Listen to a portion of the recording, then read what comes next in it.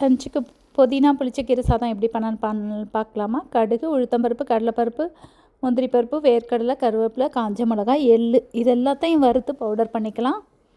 அதுக்கப்புறம் புளிச்சக்கீரையும் புதினாவும் ஈக்குவல் அமௌண்ட்டில் நல்லா கழுவிட்டு ஒரு ஸ்பூன் நல்லெண்ணெய் ஊற்றி நல்லா சுருளை வதக்கிக்கலாம்.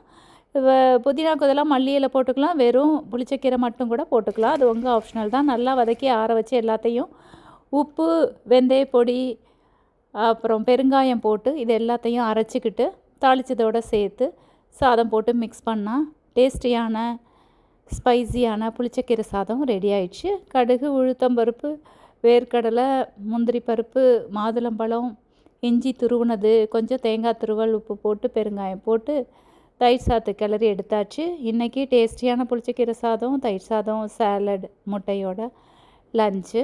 இது ஒரு வெல் பேலன்ஸ்டு டயட்டாக இருக்கும். இது மாதிரி நீங்களும் ட்ரை பண்ணி பாருங்கள். தேங்க்ஸ் ஃபார் வாட்சிங்.